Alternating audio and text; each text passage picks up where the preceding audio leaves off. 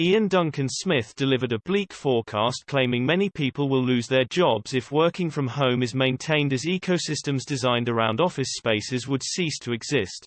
Former Conservative leader Ian Duncan Smith delivered a dire warning that maintaining working from home guidance would jeopardize the UK economy, as many hospitality and service industries near office blocks would see their footfall plummet.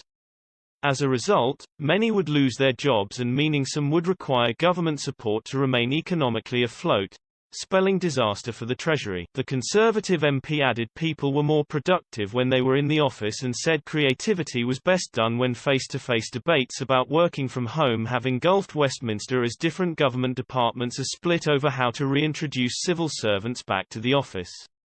The Department of Education reportedly only has 1 in 4 staff back in the office, with the Department of Health now scrapping plans to introduce mandatory days in the office. The Daily Mail also reported an unnamed minister proposed cutting civil servants' pay to encourage them to end working from home, as they are given London waiting for their jobs. Mr. Duncan Smith appeared on LBC to discuss the story and told host Nick Ferrari, "I think it's important to get this in balance because the civil servants have always had flexible working.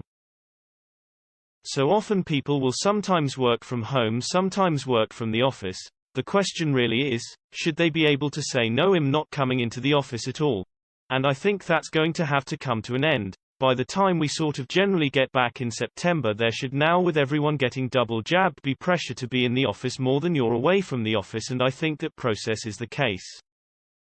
It is important for lots of reasons we forget that the whole private sector requires in London, particularly, but in other cities like Leeds etc., requires civil servants to be back in their offices. Because there's an ecosystem around them made up of cafes, restaurants, bars, even theatres and other areas that give people jobs. And without people back in their offices, going out for sandwiches, coffees, that ecosystem collapse, or people will lose their jobs.